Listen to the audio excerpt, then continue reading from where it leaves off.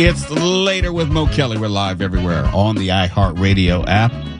And yes, I'm so happy about a lot of things tonight. Mark Runner, he has continued with his homework assignment. I'm so proud. I'm like a proud parent. It's like, oh my kid, he did his homework. I'm so happy. Well, as you know, I just want to please you, Mo, because I respect you so much. I got to make it weird, just straight out the gate. No, there's nothing weird about it. I crave your approval. Crave it. I'm feeling wildly uncomfortable. I would never mock you, ever. No, not that you would mock me. It's just that, it just sounds like it's wrong. It just doesn't feel right. I think you're the one making it weird now, but the show's good. Talking about Paradise on Hulu. Can't get to Walla to start watching for some reason. I have no idea. Stefan has seen at least the first episode. I don't know if he's gotten past the first episode. Yeah, I'm getting there. I'm trying to finish Night Agent because that's getting really good too. See, that's difficult because I'm dealing with Night Agent, The Recruit, Paradise. Too much good stuff. It's AM/PM up in my house. How are you tolerating all this defiance from Tawala? I don't know. I mean, it sounds like he and I are going through something. He's just, I talk to him. He's a little snippy with me. I try to ask him what's wrong. He starts yelling and throwing things. I don't know. It's just, I think it's time for a little tough love.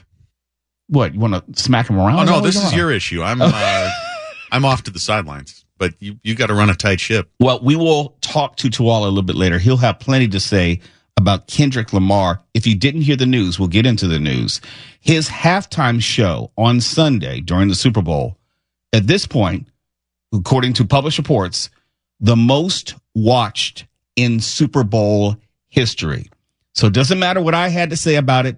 It doesn't matter what you had to say about it, whether you liked it, whether you hated it, whether you couldn't stand it, whether you couldn't understand any of it, didn't catch all the hidden messages, didn't understand the Drake beef.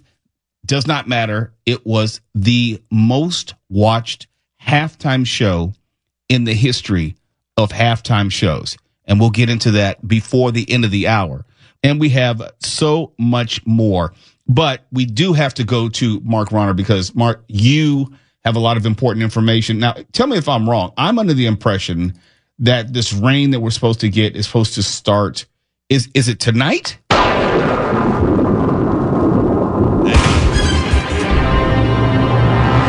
on. Wait for it to finish. There we go. Late tonight, early morning. But the heaviest is supposed to be between Thursday afternoon and early Friday morning. Okay, so it'll start tonight if it goes according to plan or expectation. It will start tonight, but it'll be heaviest when I'm driving to work, when Stefan and I are driving to work. Is that what you're saying? Yeah, possibly. In fact, it's already coming down in, a few places. But the real rain will start soon. Well, here in Burbank, it looks just as dry as can be. And honestly, when I was leaving the house today, for the better part of the day, I had to run a lot of errands. It was a gorgeous day. And if you hadn't told me in advance that there was rain on the way, I would have had no expectation, no indication. It was just a gorgeous day. Few clouds in the sky, clear. You could see to the mountains, one of those rare occasions, but it didn't look like rain was coming our way. Carpe diem. Seize the day. Yeah, you got to enjoy it while it lasts. Well, here's the thing. It's like we can't get a real balance. We'll have a drought, and then we'll have all this rain. We'll have the fire season. And now we're just really getting into the fire season. We're not actually in the fire season. It was like pre-fire season. If you're not a big fan of weather extremes, the future is not for you.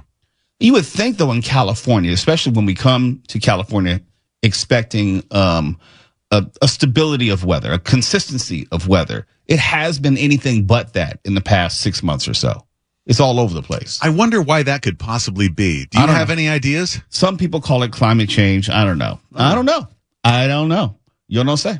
I absolutely have no idea. They don't tell me anything around here. I told you that. They don't tell me anything around here. No, you can't let that stand either.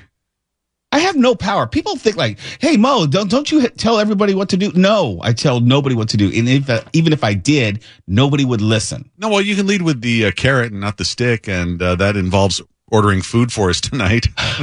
How many times have I ordered food? I should say, not even ordered. I don't know. Paid for food. It doesn't give me any more power around here. Well, you'll never know until you have to do more experimentation. I think the jury's still out, and if you'd order some food tonight, that'd be great. Seems like you're trying to hint at something like ordering some food tonight. Do you know how many times I've paid for food, not ordered food, paid for food for Stefan, and he still doesn't listen to the show at all? I'm not even sure he's around right now. I can't even see him. He's gone to his happy place, but what do you expect? No. I can say some really funny stuff on occasion, and he's not even aware of any of it. All the times that I purchase food for the crew, nothing, absolutely nothing. Where is he right now? Tell me if you can find him. Can you see him? I can't see him. Well, you think you're paying for the rim shots and they're not merit based? No. I'm not. You know, we believe in everything merit based around here, just so you know. Yeah, I know. No DEI rim shots. I got it. I know. That's what you're hitting at. I know. Thank you very much. Two shows nightly. That one was for me. That was for me. Don't try and steal mine. You set him up. I knock him down.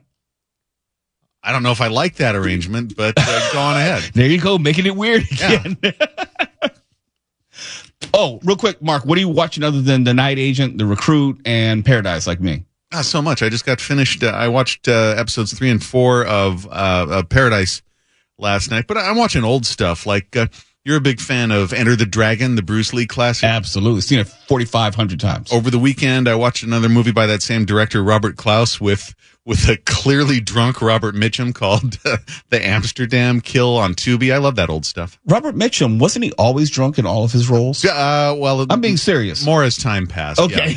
Yeah, so if you get up to around The Friends of Eddie Coyle, he was just trashed constantly. Yeah, that doesn't surprise me at all. It's almost like, oh, he's not acting anymore. He really is inebriated. And yet still incredibly cool. He could still deliver his lines, but I could tell, seemed like a little off. Oh, yes. Intoxicated. Got it. I mean, they so missed the boat by just having that guy doing the beef. It's what's for dinner commercials. He should have been reading like those pharmaceutical commercial warnings, anything. He has the best voice of all time. Maybe alcohol has its limitations. I think it only helped him. I don't know about that. When we come back, you remember how we told you about, or I should say, I said, I don't go to gas stations at night. I don't go to 7-Eleven. Well, law enforcement, specifically Torrance Police Department and LAPD, they're saying that you must be careful because there is a recent increase in distraction thefts. And it's as it seems, people are distracting you so that you're more vulnerable as a potential victim. We'll tell you about that. And once again, I was right. They need to listen to me just a little bit more. See, if Stefan listened to me, he would know that I was funny, I was right, and I am pretty witty and insightful, all around good guy. But he doesn't listen to the show. Well, it's his method of dealing with extreme neediness, and I think that we should take note of that. Is anyone going to find out where he is? We're getting ready to go to break, and I can't actually go to break without him switching whatever he does on the board. We make that little sound effect. You know what that sound effect goes, when I go to the news? You sound like it's a $6 million man effect. Is that how you think of me? Oh, I'm back. Sorry. I can do the news better, stronger, faster. Okay. Do the sound effect real quick. We're not going to go to news. I just want to hear the sound effect. That's it. KFI AM 640. I'm working with children. We're live everywhere on the iHeartRadio app. Wait, I wasn't ready. Children. I'm working with children. KFI AM 640. We're live everywhere on the iHeartRadio app. Now to the KFI 24-hour newsroom and Mark Runner. All you're doing is cheapening it. All right, reset. You're listening to Later with Mo Kelly on demand from KFI AM 640. There's a media release from the Torrance Police Department, and it states that criminals are using, quote unquote, deceptive tactics in order to divert potential victims' attention and then steal from them. Here's what it says, quote, distraction thefts typically involve suspect creating a scenario to divert a victim's attention, allowing them and or their accomplices to steal personal belongings or valuables. Common tactics include asking for directions, spilling a drink, or creating a scene that requires assistance. Close quote. I'm going to start with the last one. Creating a scene that requires assistance.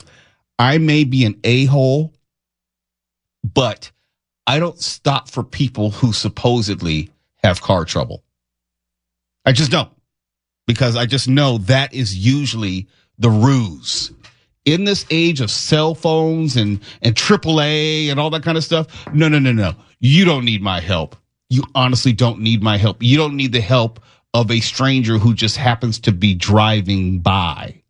And I remember it was one time, it was about maybe a block from my mother's house. So we were in a residential neighborhood, and there was this guy and a woman supposedly having car trouble trying to flag me down. I drove around them as fast as I could and didn't look back because it's suspect to me. Could they have been genuinely in need? Quite possibly. But between the two of them, somebody had a cell phone and or AAA and or jumper cables and or a lug wrench, whatever the hell they supposedly needed, because there were two cars there. I don't know if I came across the same two people, but I came across driving. I had the kids in the car driving. I saw a man and a woman, and it looked like the guy had stopped for the woman whose car broke down. Yes. It was because the woman's hood was up and the guy was there, and they tried to flag me down. And I drove by, and the first thing, and I think maybe my daughter who said they may need help. And I said, that is an able-bodied man. He can walk wherever he needs to go to get the help needed. You don't need me to add my 2 cents in when there's a dude right there already helping. What are you flagging me down for, if not so that one of you can take my car while the other one drives? No. Hell to the no. I thought everyone thought as I did in those scenarios, but evidently not. These distraction crimes are not new. And that's part of the reason why I don't go to gas stations at night. And when I do, I'm not on my phone. My head's on a swivel. Why? Because I'm prone. I'm vulnerable. I'm outside of my car in a place where they're looking for people who are spending money and not paying attention. And you can't get a clear view of everyone everywhere. Have you ever gone to a gas station and all of a sudden out of nowhere, either some homeless person or some young person trying to sell some candy bars just seemingly came out of nowhere? Oh, yeah. And scared the bejesus out of you? It's like, oh, where did you come from? Yeah, now imagine that being someone who meant you harm. It's not hard. You have to be aware of your circumstances and situation, your location at all times. At all times. And in this world of always being on our phone and not paying attention when we're stopped, we are potential targets. And you talked about it. What was it you were telling about at the honeypot scheme? Oh, that's an old school. That is old school, where an attractive young lady comes up and gets your attention and is flirting with you while your back is turned. Clock right in the back of your head. You are knocked out and all of your possessions are taken. Some individuals I knew growing up, they used to use this technique on security guards at shopping plazas and malls and things, armed security guards to get a hold of firearms. That's why I knew that this technique worked, and it's working now even more. Something that a lot of people are not aware of. There is a new familiarity aspect to the scheme where they will come in and they will notice something on your shirt and be overly hype about it, whether it's a football team or a movie or something about the club. Like, oh man, you're to the Eagles? Me too. Birds go. And next thing you know, you're robbed. Whatever the Bird Gang slogan is, that's Fly, how they Eagles, do it. fly. Fly, Eagles, fly. Yes. Fly, Eagles, fly. Now they're flying away with your wallet in your car. I have simple rules. In fact, I was just doing a women's self-defense seminar at my Hapkido studio on Saturday. We covered a lot of these same things. And we had members of LAPD, LA Sheriff's Department as well, who were there talking about basic self-defense, which had nothing to do with a physical assault, just how to conduct yourself, carry yourself, be self-aware wherever you go. And we all said the same thing. And I'm not a member of law enforcement, but there's some rules which are universal. You don't let someone get within 10 feet of you. Someone can talk to you from 10 feet away. But if they're within grabbing or punching or kicking distance, you've put yourself in danger unnecessarily. You know, if someone needs to ask you a question, they can ask it from a ways away. They don't need to walk up on you ever. Yep. Ever. I don't let anyone approach me at a gas station, just for example. And that's in the middle of the damn day. Never. No. And if I'm somewhere and I'm not either sure of my surroundings or I'm not sure of someone who may be in my immediate proximity, I'm looking that person dead in the eye. I'm letting that person know I'm aware of your presence. Not locked on, because there may be someone coming from the other direction, but that's how I carry myself. I can't speak for other people, but I'm always aware of people, and I don't trust a lot of people. So that's another thing. I'm not out of fear, but I'm always on alert. Always. Got to be.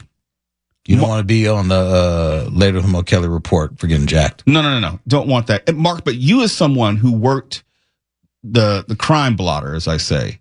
Yes. You probably have your own individual experiences and recommendations from just the crimes that you've seen and had to report on. Well, we actually experienced a variation on what you guys are talking about. We pulled, the long-suffering one and I pulled over in a parking lot, a big parking lot, to look at Yelp and figure out where we were going to eat. And as we were pulled over there, a guy abruptly came to the window to ask if we'd seen a phone that he'd lost, and we were like, nope, haven't seen a phone, sorry. And I pull out to back out because it immediately looked shady, only to see the guy has blocked us in with his car behind us, and we didn't notice it because he must have had his lights off or something. And so we immediately knew something was seriously wrong, and I'm not sure what caused the guy to leave apart from our stark terror, but it was obvious that it wasn't about the guy losing his cell phone, and it was just another distraction.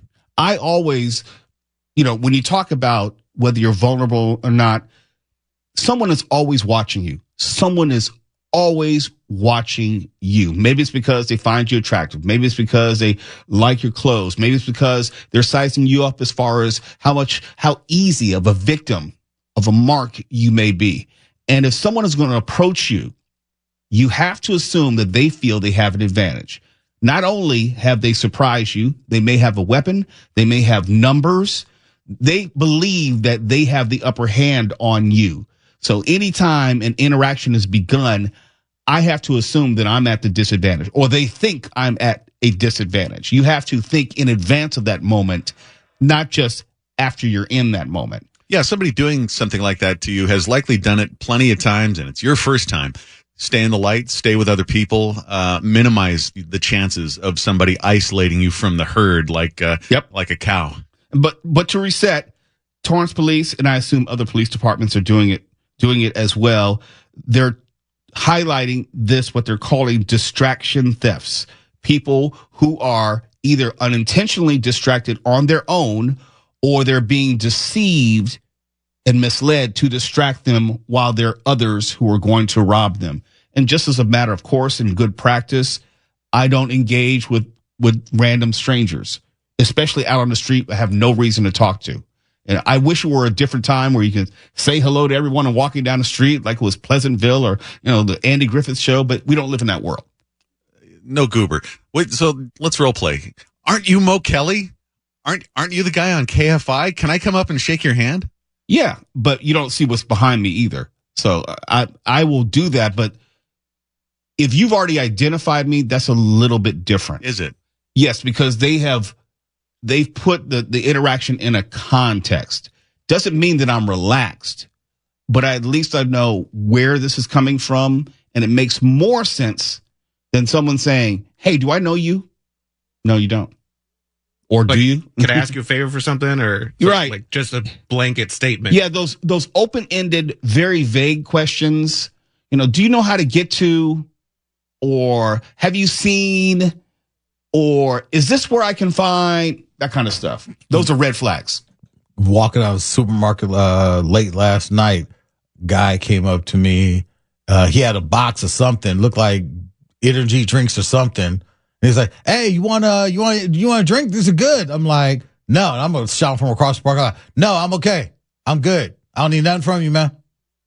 Get in my car. And he's just walking around the parking lot with energy drinks. Yeah. I'm like, "No, dude, no." Yeah. We know you stole them. I don't want you coming up to me to potentially take my keys, take something from me, take my life. Yeah. Damn it. No. Yeah, I'm not trying to buy anything. The closest thing I'll do is I'll talk to the kids who are in front of the grocery store selling the candy bars for the team trip that doesn't exist.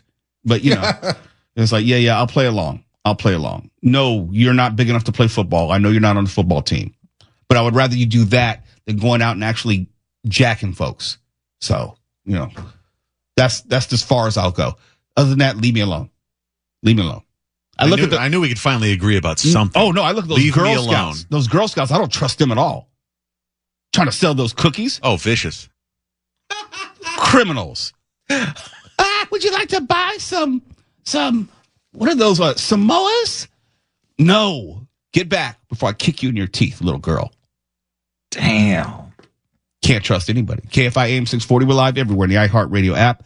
Kendrick Lamar, when we come back, new record, the most watched halftime show for the Super Bowl ever.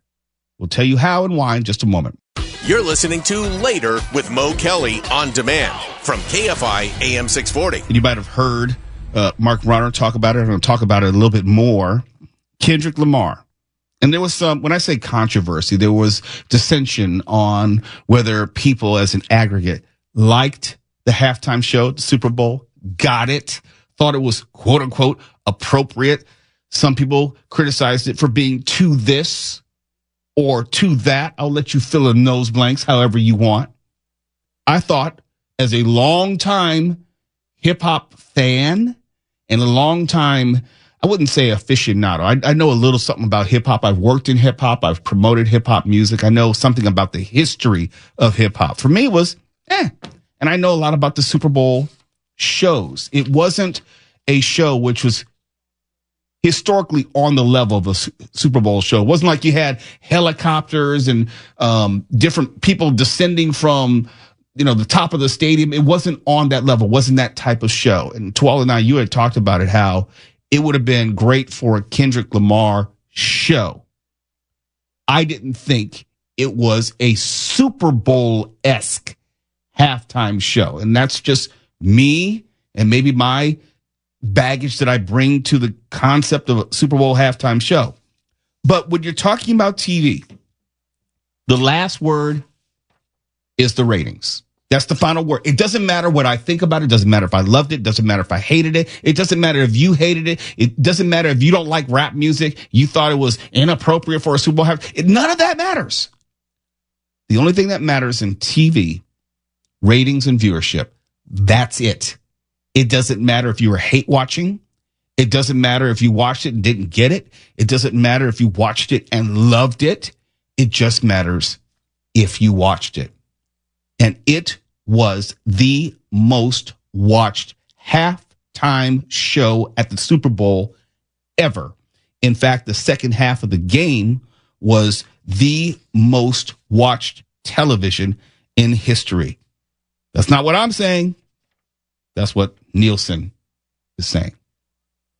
What's different now, and I think which adds to it, is it used to be, before the age of streaming, you had to watch the Super Bowl on a conventional television set, broadcast television. And let's say you were doing something at that time and you couldn't be in front of a conventional television set. You just didn't watch the Super Bowl. You just couldn't do it. There was no other way. Now you could watch the Super Bowl on your phone. You could have been Mark Runner and watching it on Tubi live. There were a number of streaming options for people to watch the Super Bowl. And yes, it all counts as part of viewership. It's not cheating. It's just, no, people have other ways in which they can actually watch it, and people tuned in for any number of reasons. I had a conversation, if you were listening to the show yesterday, with Shannon Farron, and she was saying, like, maybe the show wasn't for us, as in people over 40. I don't disagree with that. But my 55-year-old ass was still watching. The show may not have been for me, but I definitely tuned in. Not only because I knew I was going to talk about it, but I was actually curious about it. And that's all that matters. And the Super Bowl now, at least the commercials to run during the halftime, are going to be a hell of a lot more. Why? Because they have the supporting data to justify it, of how many people presumably would be watching. I think in cases like this, there needs to be like an asterisk or a ... In an era of streaming, it is the most watched Super Bowl of all time, because I promise you this, if the same metrics existed when Michael Jackson performed at Super Bowl, I can promise you this, nothing would ever touch its numbers. If Prince... See, I ought to push back on that, if only because, and I pulled this list in advance, there are performers who are presently more well-known worldwide than Kendrick Lamar. Yes, he's won 22 Grammys. Yes, he's won a Pulitzer Prize. Yes, he won, I think, 5 Grammys just a few days ago. He's as hot as he's ever been. But as far as a household name, people known around the world, I'm willing to say that Usher is more well-known, i.e. popular. That was just last year. I'm saying these are all the halftime shows I know. in the I age know of where streaming. you're going with this. I know where you're going with this. The West Coast Hip Hop Tour in 2022. Dre and Snoop. Yep. Yeah. 2021, The Weeknd. I don't think Kendrick Lamar is known like The Weeknd. I don't think Kendrick Lamar, even on this day, is as well known worldwide as Shakira, Jennifer Lopez when they did that show. Obviously, Beyonce, I'm quite sure, has a larger worldwide fan base than Kendrick Lamar, because I know Beyonce can sell out arenas and stadiums around the world. Kendrick Lamar is not there yet. In terms of the tune in watch, Kendrick Lamar has currently a single that is double diamond. Explain what that means to all of those who don't know. More than 20 million people have downloaded this song. His song, They Ain't Like Us, Not Like Us, is quite possibly the largest song we have had in a decade. Bar none. Him performing, the idea of him even performing that song at Super Bowl had everyone in the world, including Drake, tuning in to say, is he going to do that on the world stage? Well, let me tweak that. It wasn't a guarantee that he was going to perform it because there were legal issues, because Drake was trying to sue regarding that song. And from what I understand, the NFL had asked him or requested that he did not perform the song. Yes. So yes, people were tuning in to see whether he was going to, and as a result of him performing it and doing it, the rewatching on YouTube and every other platform available also counts too. That's true. The most watch. It wasn't just the day of watching. It was all the watching that comes after on YouTube, which was giving to those numbers. It's like 24 hours. Yes. So now it does go into the most watch. Why? Because it's the most talked about. Beyonce, Shakira and J-Lo, they're artists that people like. Bruno Mars, they've all got huge shows. They've been on the road. They've all got platinum albums. Got it. But Kendrick Lamar right now is the most talked about artist, bar none. Hold that thought. We got to go to a break, but we can pick it up on the other side, because I know there's more to talk about. But we say Kendrick Lamar had the most watched Super Bowl halftime show in history. Is it accurate, given what we know about streaming today? We'll talk about it more in just a moment. You're listening to Later with Mo Kelly on demand from KFI AM 640. Well, it's Later with Mo Kelly on KFI AM 640. Live everywhere in the iHeartRadio app. And just to continue our conversation, we were talking about Kendrick Lamar, and it was announced today that his halftime show during the Super Bowl was the most watched halftime show ever. And before the show tonight, it got me looking back at the previous performers who performed at the Super Bowl.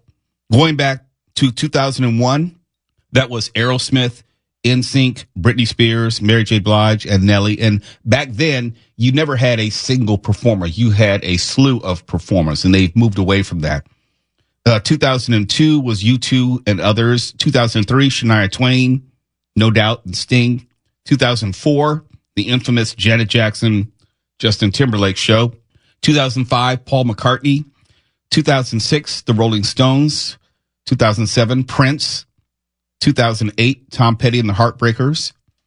2009, Bruce Springsteen and the E Street Band. 2010, The Who. These are all the people that Kendrick Lamar eclipsed also. 2011, the Black Eyed Peas, Usher, and Slash. 2012, Madonna. 2013, Beyonce. 2014, Bruno Mars, Red Hot Chili Peppers. I really like that show a lot. 2015 was Katy Perry, Lenny Kravitz, and Missy Elliott. 2016, Coldplay, Beyonce, Bruno Mars again. I like that show. 2017, Lady Gaga. 2018, Justin Timberlake and the Tennessee Kids. 2019 was Maroon 5, Travis Scott, and Big Boy of the group Outkast. 2020, Shakira, Jennifer Lopez, Bad Bunny, and others. 2021, The Weeknd. 2022 was West Coast hip hop. Dr. Dre, Snoop Dogg, Kendrick Lamar, and Mary J. Blige. And Eminem made an appearance. 2023, Rihanna.